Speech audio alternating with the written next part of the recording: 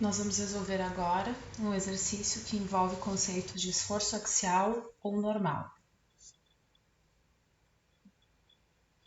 Nesse exemplo, que é um problema resolvido do livro de resistência dos materiais do Beer Johnson, quinta edição, existe um sistema formado por uma barra rígida, BDE, que é suspensa por outras duas barras, a barra AB e a barra CD.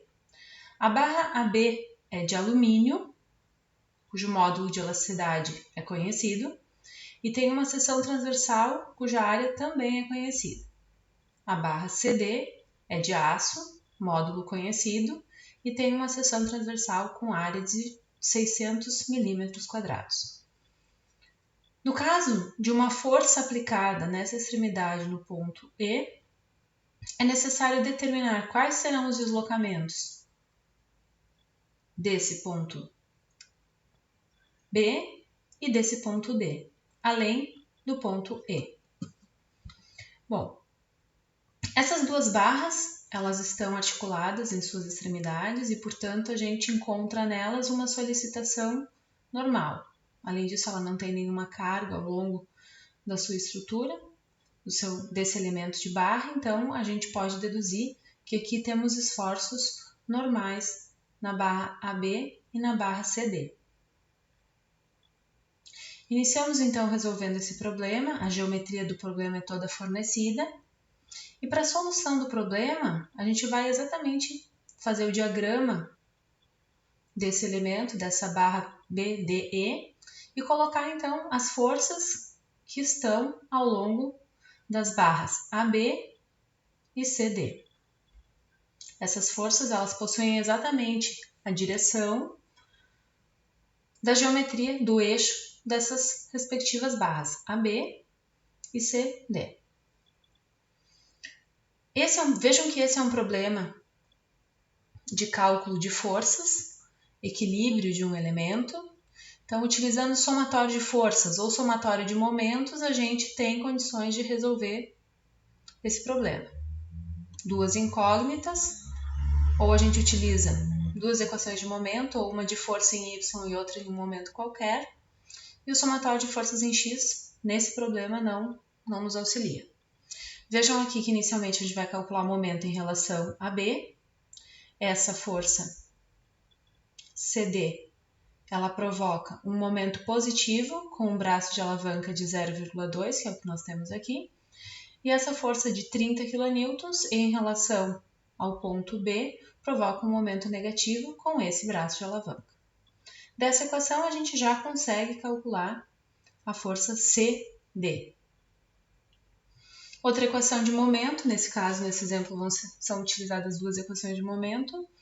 Nesse caso, em relação ao ponto D, nós temos que a força AB ela provoca um momento negativo com esse braço de alavanca, é o que nós temos aqui. E nós temos que essa força também provoca, em relação ao ponto D, um momento negativo de 30 vezes esse braço de alavanca, é o que temos aqui. Essa equação já nos permite calcular diretamente a força AB. Se nós somarmos essas três forças, 90, que foi encontrado desse equacionamento, para cima, e 60, que tendo sido encontrada negativa, ela é para baixo, nós temos 60, menos 60, mais 90 e menos 30, a gente consegue verificar, inclusive, que esse cálculo de momento foi feito adequadamente e a gente tem o equilíbrio de forças. Nesse momento, a gente tem, então, as forças que acontecem tanto na barra AB quanto na CD. Vejam aqui representada a força na barra AB, a gente encontrou menos 60, ou seja, a gente tem que inverter esse vetor, e a inversão desse vetor faz com que a gente tenha, então, uma solicitação de compressão aqui nessa barra.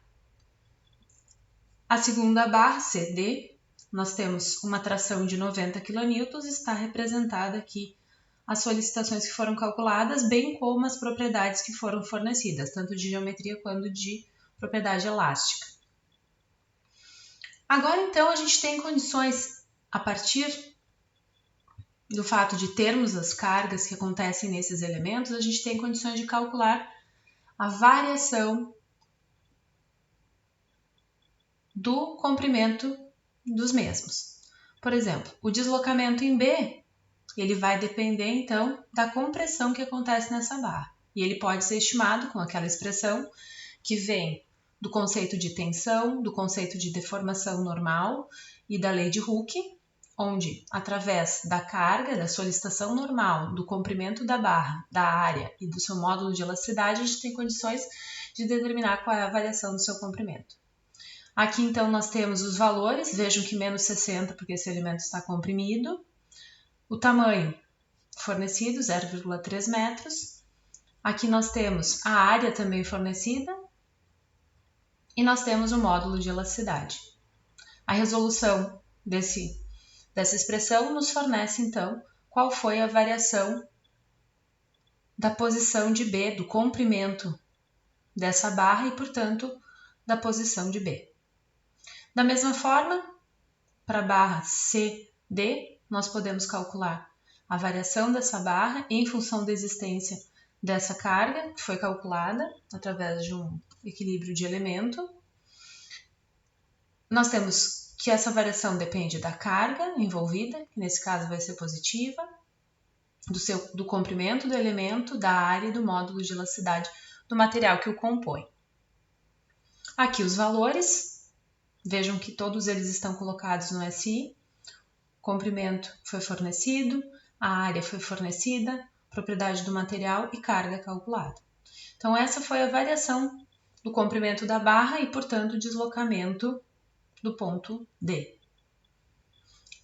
Em milímetros, aqui nós temos simplesmente passando essa quantidade para milímetro e essa quantidade para milímetro.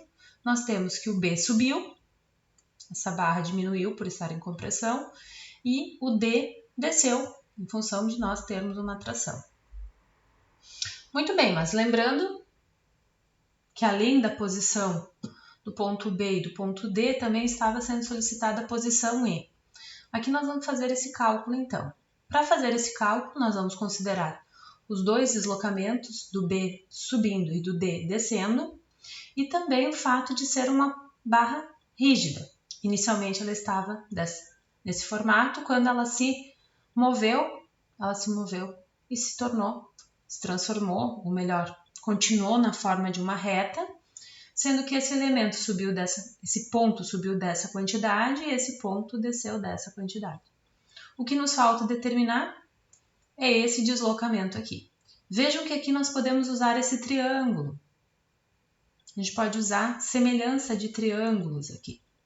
A única questão é que a gente não sabe desse triângulo qual é esse tamanho, nem sabemos qual é esse tamanho. A gente sabe que o B subiu e o D desceu, então em um ponto qualquer a gente tem uma situação H, aqui um ponto H que não se deslocou verticalmente.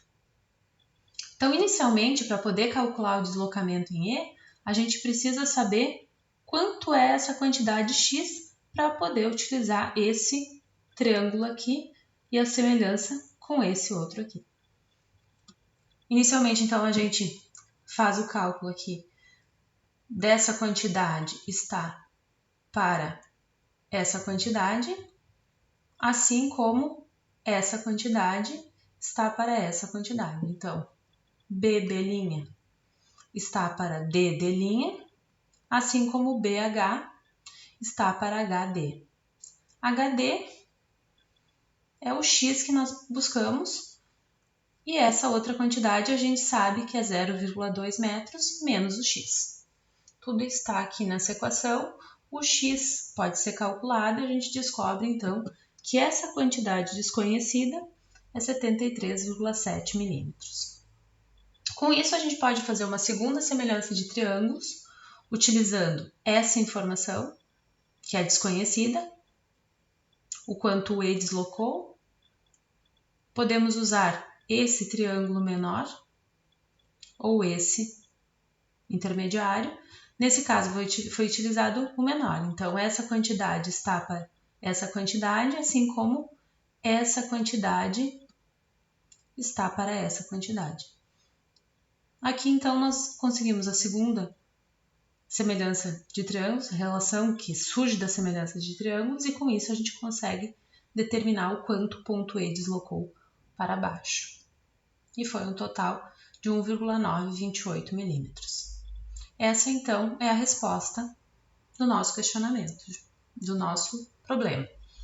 Os 3 deslocamentos que foram solicitados.